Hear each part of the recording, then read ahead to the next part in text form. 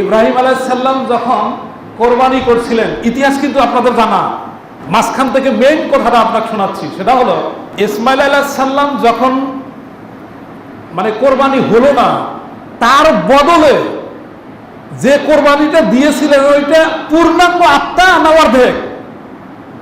বুঝেন তো, ইসমাইল আলাইহিস সালামের আত্মা কোন ধরনের আত্মা? পূর্ণাঙ্গ একটা মানুষের আত্মা। তার বদলতে যে কোরবানিটা হলো সেটার আত্মা পূর্ণাঙ্গ না 7 ভাগে? কথা কি বোঝাতেন না জটিল? একটা আত্মার পরিবর্তে আর একটা পূর্ণাঙ্গ আত্মা। পূর্ণাঙ্গ শব্দটা আমি মিন করতেছি যে 7 ভাগে। ভাগে কোরবানি দেওয়া না যায় আমি বলছি না, কিন্তু আমি সমস্যা আপনাদের সামনে উল্লেখ করব। 7 ভাগে আপনি গরু কোরবানি দিবেন, গরুর আত্মা কয়টা? না 7টা? আত্মা একটা। আচ্ছা, আলহামদুলিল্লাহ। তাহলে আসেন, আমি আপনাদেরকে যে বিষয়ে অনুরোধ করতে চাচ্ছি সেটা হচ্ছে, আপনি যদি ইব্রাহিম আলাইহিস সালামের ওই বাক্যের সাথে আপনার যদি সুরটা মিলান, ইন্নাস সালাতি ওয়া নুসুকি ওয়া মাহিয়া ওয়া মামাতি লিল্লাহি রাব্বিল আলামিন, এই আয়াতের অর্থ অনুধাবন করে আপনিও যদি আপনার সালাত, আপনার কোরবানি, আপনার জীবন, আপনার মরণ, আপনার সবকিছু যদি জগৎ সমূহের প্রতিপালক আল্লাহর জন্য নিবেদিত করতে চান, তাহলে আপনাকে কি করতে হবে? রাসূল আকরাম সাল্লাল্লাহু আলাইহি ওয়াসাল্লামের ঐতিহাসিক বিদায় হজের ভাষণের বিখ্যাত বিখ্যাত মন্তব্যগুলোর মধ্য থেকে কোরবানি সংক্রান্ত একটা বিখ্যাত মন্তব্য আপনাকে হৃদয়ে অনুধাবন করে তার আমল বাস্তবায়ন করতে হবে আপনার হায়াতে। সেটা কিভাবে, কোথায় পাবেন? আবু দাউদ 2788 নম্বর হাদিস, তিরমিজি 1518 নম্বর হাদিস, মেশকাত 1478 নম্বর হাদিস। হাদিস বর্ণনা করেন মিখনাফ ইবনে সুলাইম রাদিয়াল্লাহু তাআলা আনহু। তিনি বলেন, রাসূল সাল্লাল্লাহু আলাইহি সাল্লাম বলেছেন, আলা ইন্না ফি কুল্লি আহলি বাইতিন, আলা ইন্না ফি কুল্লি আহলি বাইতিন, আলা ইন্না ফি কুল্লি আহলি বাইতিন। প্রত্যেক বছর প্রত্যেক পরিবারের পক্ষ থেকে, প্রত্যেক বছর প্রত্যেক পরিবারের পক্ষ থেকে, প্রত্যেক বছর প্রত্যেক পরিবারের পক্ষ থেকে ফি কুল্লি আমিন উহিয়া, একটি করে কোরবানি দিয়ে দাও। বক্তব্যকার আব্দুল কারীম 108 নম্বর সূরা, সূরা কাউসার, আয়াত নম্বর 2 আমাদের অনেকেরই মুখস্থ।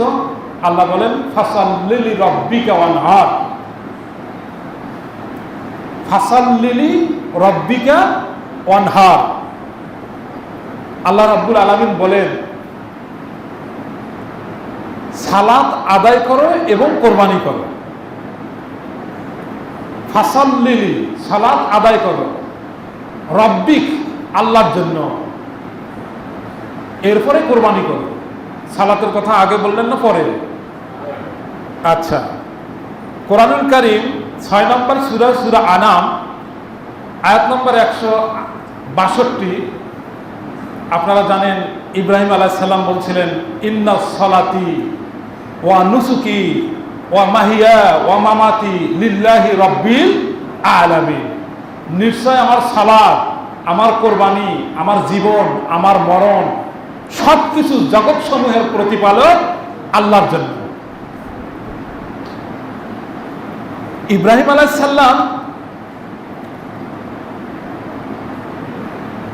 অত্র আয়াতে আল্লাহ তাআলার সন্তুষ্টির জন্য যে কোরবানি করেছিলেন, আজকে সেই কোরবানির ধারাবাহিকতা আমাদের মধ্যে আছে।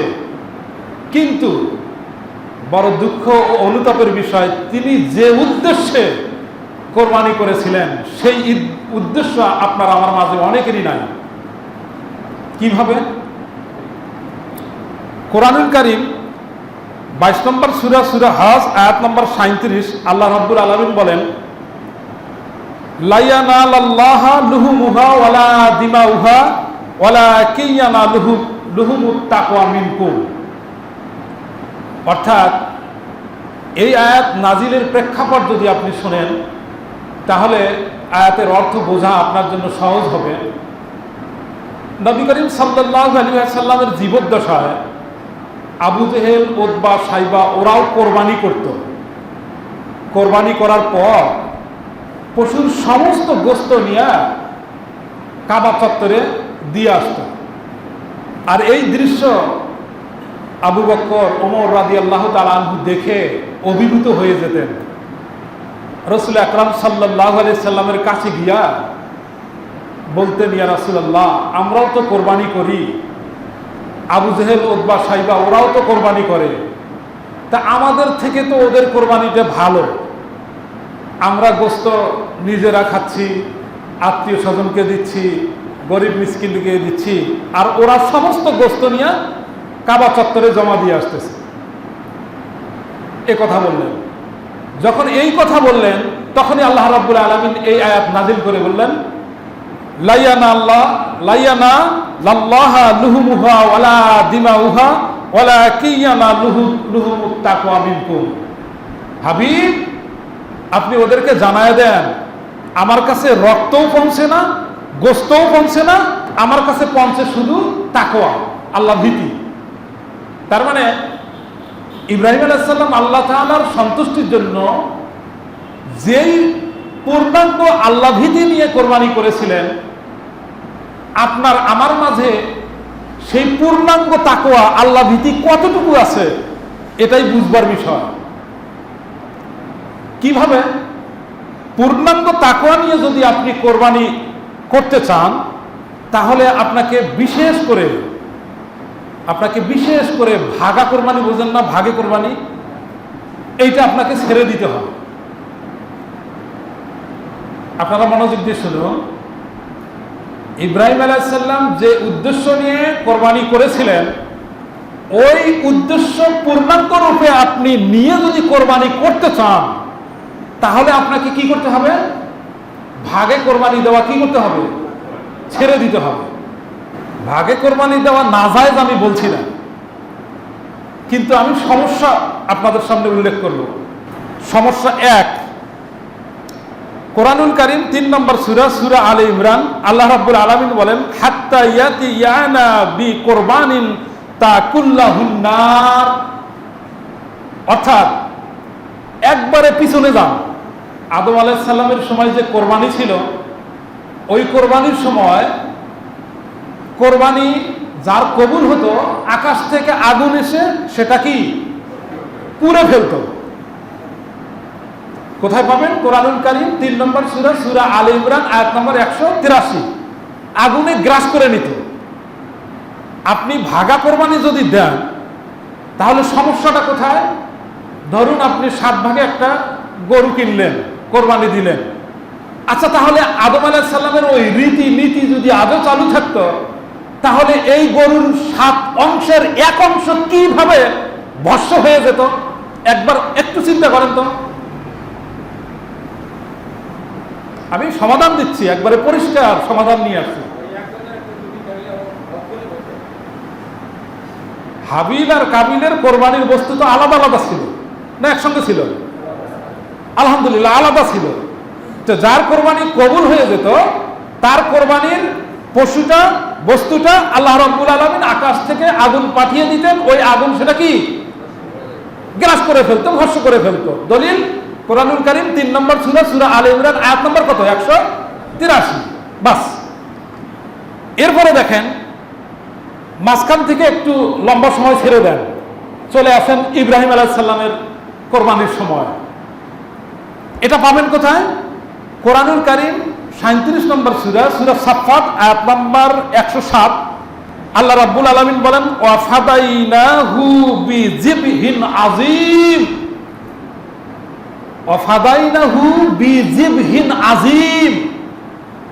ইব্রাহিম আলাইহিস সালাম যখন কোরবানি করছিলেন, ইতিহাস কিন্তু আপনাদের জানা, মাঝখান থেকে মেইন কথাটা আপনাকে শোনাচ্ছি। সেটা হলো, ইসমাইল আলাইহিস সালাম যখন কোরবানি হলো না, তার বদলে যে কোরবানিটা দিয়েছিলেন, ওইটা পূর্ণাঙ্গ আত্মা না অর্ধেক? বুঝেন তো? ইসমাইল আলাইহিস সালামের আত্মা কি আত্মা? পূর্ণাঙ্গ আত্মা। ইসমাইল আলাইহিস সালামের আত্মা কোন ধরনের আত্মা? পূর্ণাঙ্গ একটা মানুষের আত্মা। তার বদলতে যে কোরবানিটা হলো, সেটার আত্মা পূর্ণাঙ্গ না 7 ভাগে? কথা কি বোঝাতে না জটিল? পূর্ণাঙ্গ একটা আত্মা না? তাহলে একটা আত্মার পরিবর্তে আর একটা কি পূর্ণাঙ্গ আত্মা, এটা হচ্ছে কোরবানি। একটা আত্মার পরিবর্তে আর একটা পূর্ণাঙ্গ আত্মা। পূর্ণাঙ্গ শব্দটা আমি মিন করতেছি যে 7 ভাগে। 7 ভাগে আপনি গরু কোরবানি দিবেন, গরুর আত্মা কয়টা? না 7টা? আত্মা একটা। আচ্ছা, আলহামদুলিল্লাহ। তাহলে আসেন, আমি আপনাদেরকে যে বিষয়ে অনুরোধ করতে চাচ্ছি সেটা হচ্ছে, আপনি যদি ইব্রাহিম আলাইহিস সালামের ওই বাক্যের সাথে আপনার যদি সুরটা মিলান, ইন্নাস সালাতি ওয়া নুসুকি ওয়া মাহিয়া ওয়া মামাতি লিল্লাহি রাব্বিল আলামিন, এই আয়াতের অর্থ অনুধাবন করে আপনিও যদি আপনার সালাত, আপনার কোরবানি, আপনার জীবন, আপনার মরণ, আপনার সবকিছু যদি জগৎ সমূহের প্রতিপালক আল্লাহর জন্য নিবেদিত করতে চান, তাহলে আপনাকে কি করতে হবে? রাসূল আকরাম সাল্লাল্লাহু আলাইহি ওয়াসাল্লামের ঐতিহাসিক বিদায় হজের ভাষণের বিখ্যাত বিখ্যাত মন্তব্যগুলোর মধ্য থেকে কোরবানি সংক্রান্ত একটা বিখ্যাত মন্তব্য আপনাকে হৃদয়ে অনুধাবন করে তার আমল বাস্তবায়ন করতে হবে আপনার হায়াতে। সেটা কিভাবে, কোথায় পাবেন?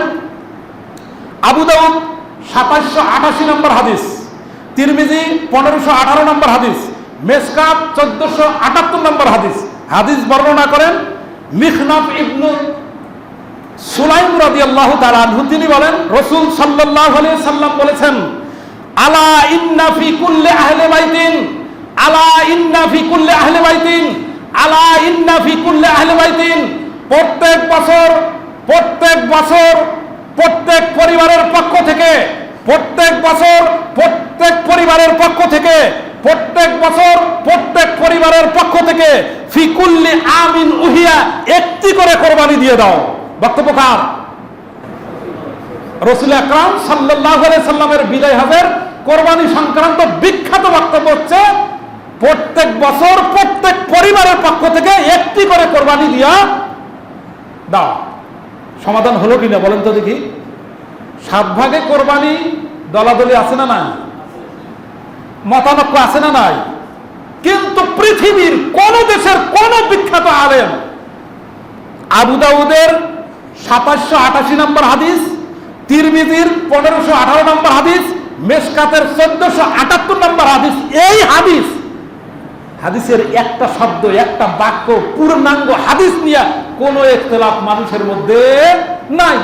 যেহেতু এটা নিয়ে ইখতিলাফ, মতানক্য নাই, তাহলে আপনি যদি ইন্না সালাতি ওয়া নুসুকি ওয়া মাহিয়া ওয়া মামাতি লিল্লাহি রাব্বিল আলামিন, এই আয়াতের অর্থ যদি হৃদয়ে অনুধাবন করে থাকেন, তাহলে আপনাকে 7 ভাগে কোরবানি ছেড়ে দিয়ে আপনাকে নবীজির ওই বিখ্যাত বিদায় হজের ভাষণের মাধ্যমে মিখনাফ ইবনু সুলাইম রাদিয়াল্লাহু তাআলা আনহু যে হাদিসের বর্ণনা দিয়েছেন, এই হাদিসের বর্ণনা আপনার হৃদয়ে অনুধাবন করে আপনাকেও কোরবানি দিতে হবে প্রত্যেক বছর একটা। এক পরিবারের পক্ষ থেকে প্রত্যেক বছর কয়টা কোরবানি দিতে হবে? পরিষ্কার সমাধান। এরপরেও মুসলমান এই সমাধান মেনে নেবে না। কেন মেনে নেবে না জানেন? গরুর গোস্ত স্বাদ বেশি। গরুর গোস্তর কি? গরুর গোস্তর স্বাদ বেশি। গরুর গোস্তের স্বাদটা যদি ছাগলে ঢুকতো, তাহলে তখন দেখতেন এই হাদিসের আমল, এই হাদিসের আমল প্রত্যেকের মধ্যে এই আমল চলে আসতো। কিন্তু আজকের আলোচনা থেকে আপনি একটা মূল আলোচনা অন্তত নিয়ে যান। সেটা হলো যে 7 ভাগের কোরবানি নিয়ে মতানক্য আছে, আছে না নাই? অবশ্যই মতানক্য আছে। এখন যদি আপনি জিজ্ঞেস করেন আপনার মত কি, আমার মত, আমি 7 ভাগের কোরবানি সুন্নত মনে করি না, আমি 7 ভাগের কোরবানি উত্তম মনে করি না, আমি একা পরিবারের পক্ষ থেকে একটা কোরবানি সুন্নত মনে করি, আমি একটা পরিবারের পক্ষ থেকে একটা কোরবানি 7 ভাগের কোরবানি থেকে উত্তম মনে করি। আপনারা কি বুঝতে পারছেন আমার কথাটা? এরপরে সমস্যা 3, 7 ভাগে যে কোরবানি আপনি দিবেন, আপনার আয়ের টাকার ব্যাপারে আপনি অন্তত গ্যারান্টি দিলেন যে আমার টাকা হালাল। অন্য 6 জনকার টাকা হালাল না হারাম গ্যারান্টি দিতে পারবেন? পারবেন?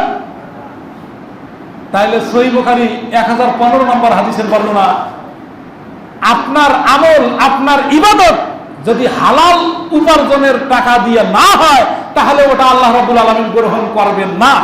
আপনারটা আপনি গ্যারান্টি দিলেন যে আমার উপার্জিত টাকা হালাল, কিন্তু আপনার ভাগে থাকা অন্য 5 জন বা 6 জন বা 3 জন বা 1 জন তার টাকার ব্যাপারে আপনি গ্যারান্টি দিতে পারবেন?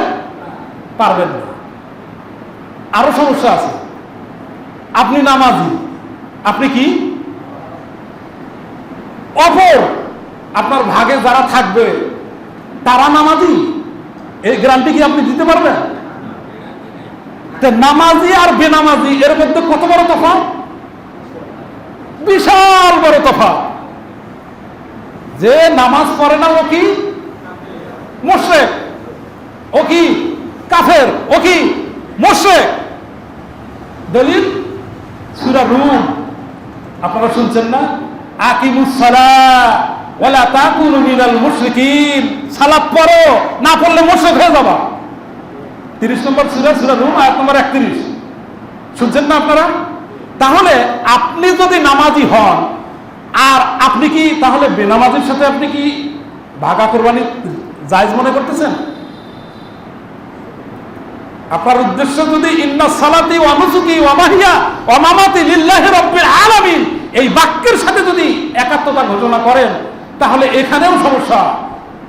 কারণ আপনি বেনামাজির সাথে তখন কোরবানি দিতে চাবেন না। চাবেন কি? তাহলে আগের আয়াত থেকে আপনারা বুঝলেন যে ইব্রাহিম আলাইহিস সালাম কোরবানি করেছিলেন একটা আত্মার বিপরীতে পূর্ণাঙ্গ আর একটা আত্মা। আদম আলাইহিস সালামের সময় কোরবানি চালু ছিল, যার কোরবানি আল্লাহ কবুল করতো আকাশ থেকে আগুন এসে সেটা কি গ্রাস করে নিত। তাহলে আজকে আপনি 7 ভাগে কোরবানি দিতে চাচ্ছেন, তাহলে আপনি হিসাবটা মিলান। যেহেতু আপনি আপনার 6 জনের উপার্জিত টাকার গ্যারান্টি আপনি দিতে পারবেন না, যেহেতু আপনি পূর্ণাঙ্গ আপনি মানে মোমেন ব্যক্তি, আর 6 জন 5 জন 3 জনকেও আপনি পূর্ণাঙ্গ মোমেন হিসাবে গ্যারান্টি দিতে পারবেন না। আজকের সময় কিন্তু গ্যারান্টি দেওয়া খুব কঠিন, খুবই কঠিন। আপনি আমাকে দেখতেছেন বেশভূষা, দাড়িওয়ালা, টুপিওয়ালা, কত সুন্দর ড্রেস, আমার আয়ের মধ্যে ঝামেলা আছে, আপনি কিন্তু তা জানেন না। আপনি কিন্তু তা আছে না? এরকম মানুষ, তারা কোরবানি দিবে না? দিবে না? তা কোরবানির কথা আগে না সালাতের কথা আগে? ফাসাল্লি রাব্বিকা ওয়ানহার, আগে সালাত তারপরে কি কোরবানি। যে সালাত আদায় করে না ও তো মুশরিক, ও তো হিন্দু। তাহলে ওর সাথে আপনি কোরবানি দিবেন কি করে? পরিষ্কার কথা না? যে সালাত আদায় করে না ও তো হিন্দু, ও হিন্দুর চাইতে খারাপ, ও খ্রিস্টানের চাইতে খারাপ। তাহলে ওর সাথে আপনি কিভাবে একসঙ্গে কোরবানি দিবেন চিন্তা করেন।